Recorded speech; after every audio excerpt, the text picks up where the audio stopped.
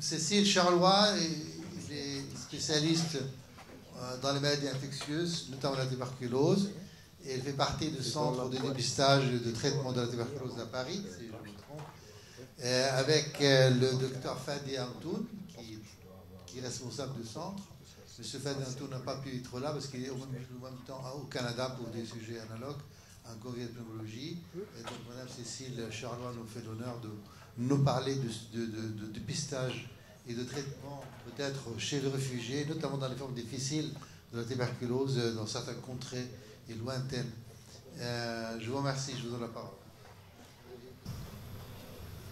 Alors, quand on s'intéresse au pays de naissance des différentes personnes qui présentent une tuberculose en France, ainsi que leur date d'arrivée en France, on s'aperçoit qu'on a le même taux d'incidence que dans le pays d'origine. C'est-à-dire que je vais avoir un taux d'incidence de personnes nées en Afrique, c'est un taux d'incidence identique au taux d'incidence que je retrouve en Afrique. Il en va de même pour l'Asie. Voilà, sur Paris. Donc vous constatez que depuis une quinzaine d'années, le taux d'incidence de la tuberculose est en pleine décroissance. Il est même passé en dessous du seuil d'incidence de l'Île-de-France. Mais l'année 2015 marque un tournant, enfin l'année 2016, pardon, marque un tournant avec une hausse de l'incidence de la tuberculose. Et on peut aisément le raccrocher avec l'arrivée de la crise migratoire qui est présente actuellement. Donc quand on s'intéresse au pays de naissance des cas de tuberculose à Paris, on s'aperçoit que 50% des cas sont nés en Afrique. Et quand on regarde les pays, plus précisément les pays de naissance, on s'aperçoit qu'une grande partie sont nés au Sénégal, au Mali. En revanche, j'ai peu de personnes qui viennent de Syrie, ou bien du Liban, ou bien de Palestine. Voilà. On a une grande augmentation du nombre de précaires. On a de plus en plus de précaires parmi les cas de tuberculose. Comment on mesure la précarité d'une personne? Eh bien, c'est sur son lieu d'habitation. Donc, la plupart, 40%, vivent soit en centre d'hébergement d'urgence, soit en accueil de jour, soit dans la rue. Et donc, on peut considérer que parmi ces 40%, il y a de plus en plus, et c'est ce qu'on constate quand on fait notre travail d'enquête auprès de ces patients, on a de plus en plus de réfugiés qui font partie de ces précaires. Alors, quand on est un migrant et qu'on vient d'arriver récemment en France, on a d'autant plus de risques de développer une tuberculose que le pays dans lequel on est né est un pays avec une incidence de la tuberculose élevée. Et donc le risque est aussi élevé en France qu'il est quand on est dans son pays de naissance. Il est important dans les 5 premières années. Il augmente avec l'âge. Plus on est âgé, plus on a un risque de développer une tuberculose. Et à cela s'ajoutent les conditions de vie des personnes qui présentent une tuberculose. De plus en plus, on a des patients qui n'ont pas de travail, qui vivent dans des centres d'hébergement d'urgence, comme je vous le disais, et puis qui ont une grande difficulté d'accès aux soins. Voilà, c'est ce qu'on constate, ce qu'on a commencé à constater en 2016 et ce qu'on repère de plus en plus en 2017. Alors, comment on va établir une stratégie de dépistage et dans l'objectif de traiter les patients? Donc, on veut traiter les patients avec une tuberculose acquise dans les pays d'origine et dépister et traiter les patients qui développent leur tuberculose une fois qu'ils sont dans les pays d'accueil. Alors, qui sont concernés? Eh bien, les migrants récents de moins de 5 ans, donc légaux, illégaux, demandeurs d'asile, étudiants. Et comment nous, on peut concrètement, qu'est-ce qu'on peut proposer? Eh bien, de faire un dépistage radiologique, donc une radio, de faire au moins une radio dans les 5 premières années d'arrivée des migrants en France. Et après, on va aller rechercher l'infection tuberculose latente et la traiter. On sait qu'une personne qui vient d'être infectée, elle a 10% de risque de développer une tuberculose dans les 2 ans qui suivent son infection. Et donc, ça a un intérêt d'aller rechercher cette infection et de la traiter pour prévenir la survenue de la tuberculose. Alors notre travail, ça va être également d'intervenir dans les foyers de travailleurs migrants et puis de développer notre réseau pour être au plus près des populations à risque.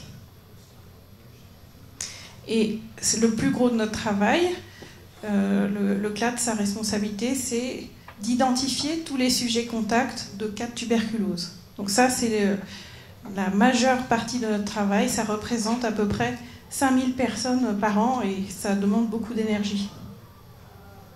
Voilà, donc ça c'est...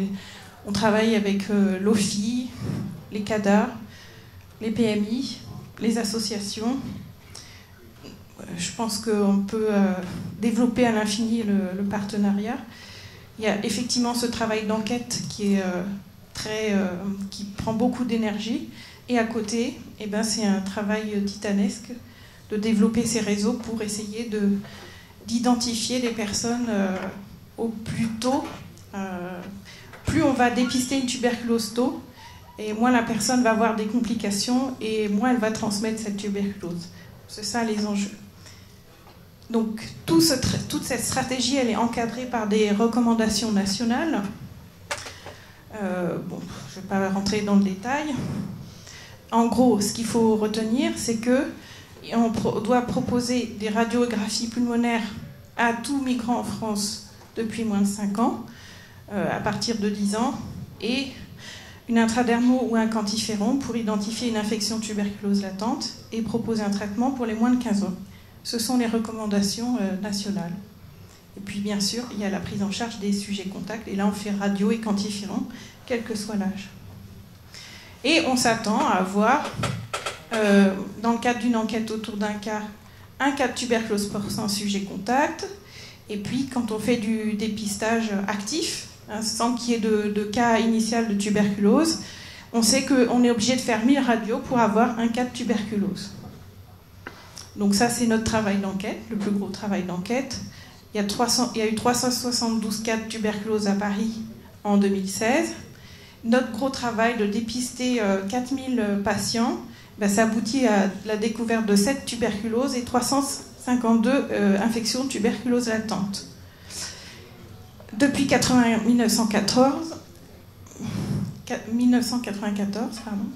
on fait du dépistage actif dans les foyers. Donc initialement, on envoyait un camion dans les 40 foyers de migrants, puis on allait une fois par an, et puis on retrouvait une tuberculose pour 1000 radios. Donc on faisait énormément de radios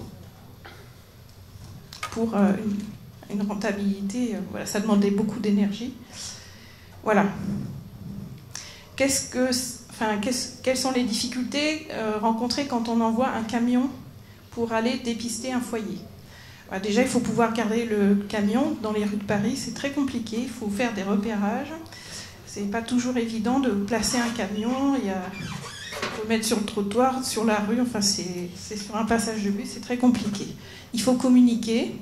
Il faut que les personnes adhèrent. Parfois, on peut amener le camion, puis il y a 50 personnes. Pour moi, c'est pas intéressant. Il y a la barrière linguistique, la peur de la discrimination. Il faut pouvoir rendre les résultats ensuite et il faut que la personne soit d'accord pour avoir ce suivi de sa tuberculose. Et l'absence de droit est un frein pour la prise en charge ensuite. Donc en gros,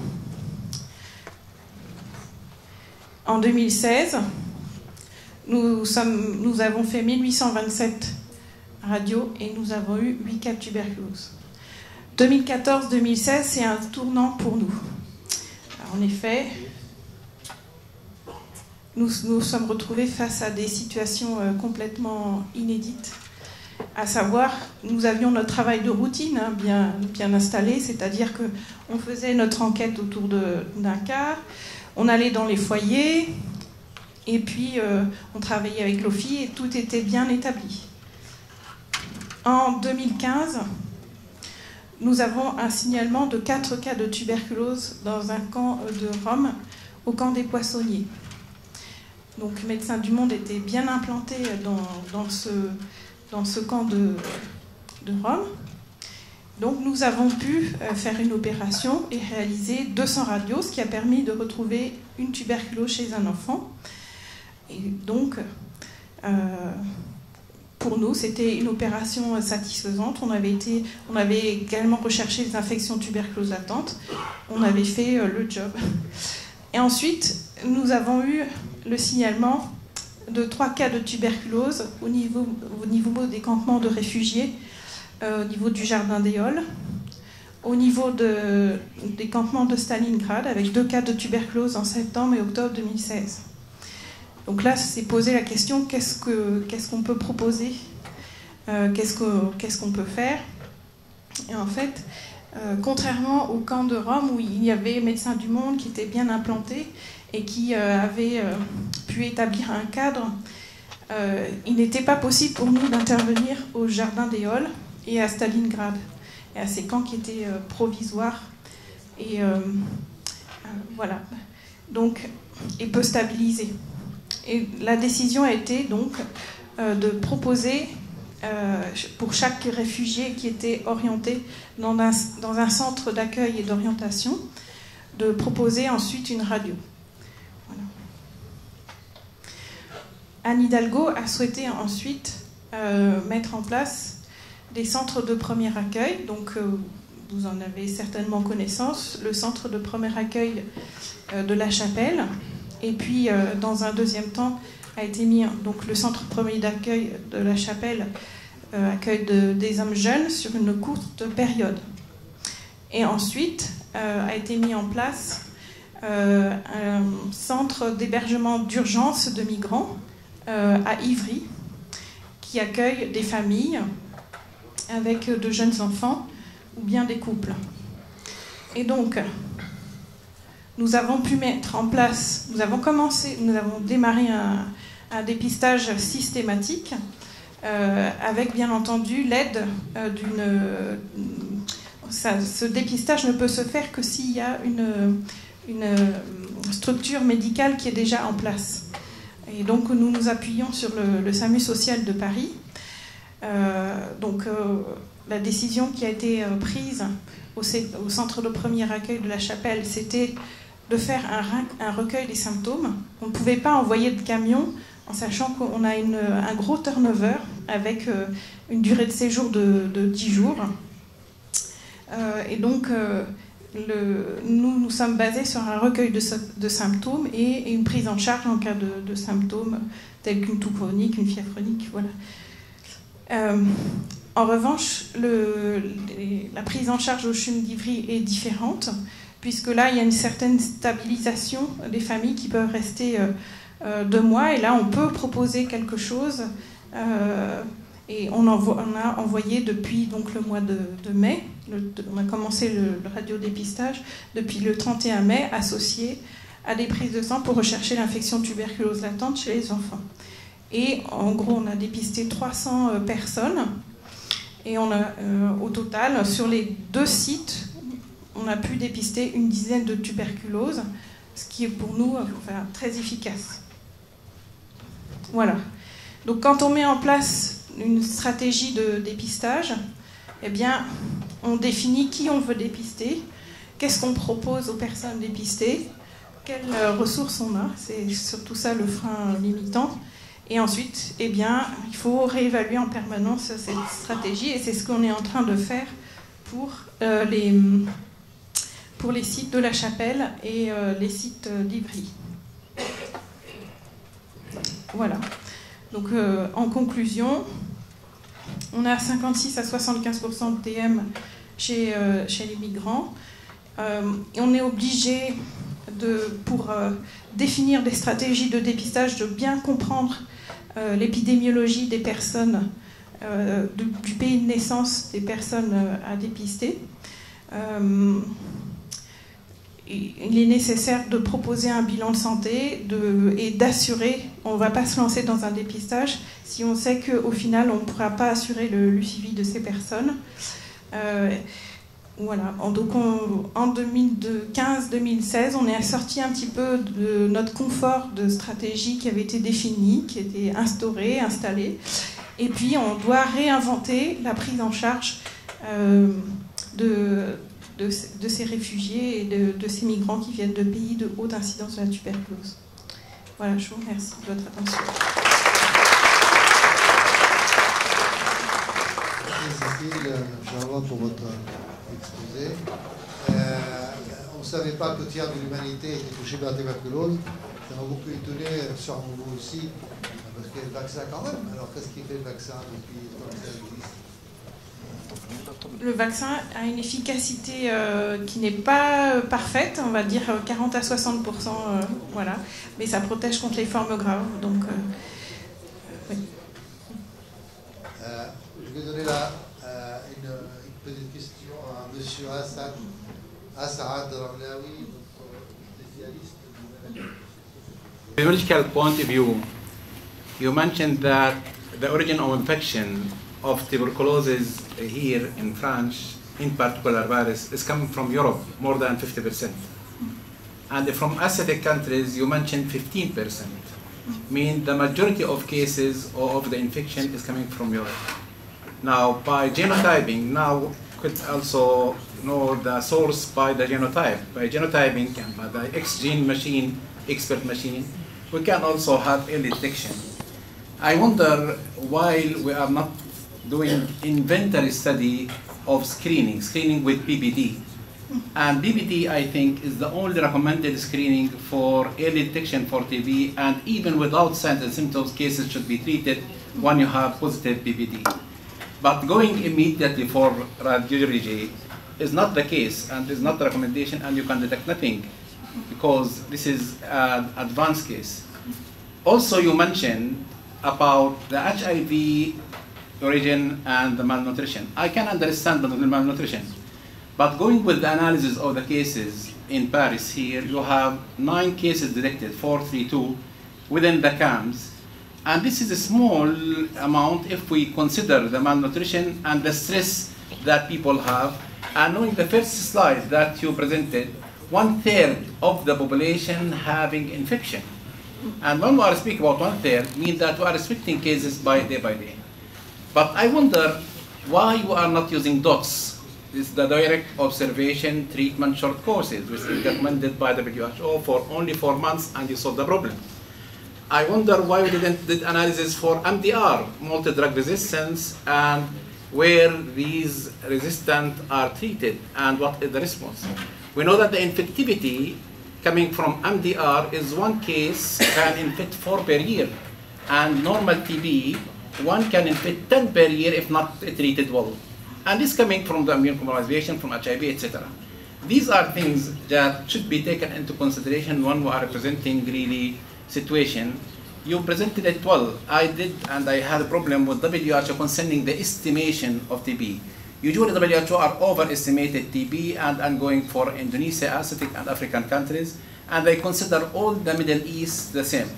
Believe me, in Palestine, in Jordan, even in Syria, maybe the situation in Syria is changing now a little bit, but there is no TB because vaccination is high coverage since years and years. Even the efficacy is not more than 80%, but no cases reported among children.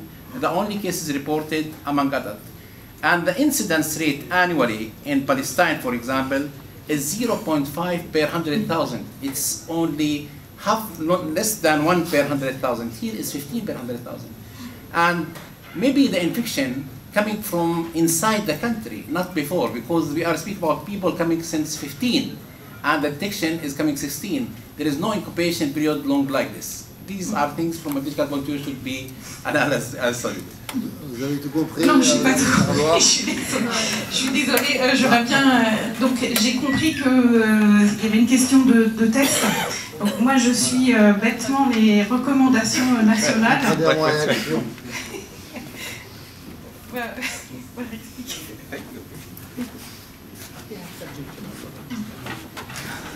C'était le test sur la réaction.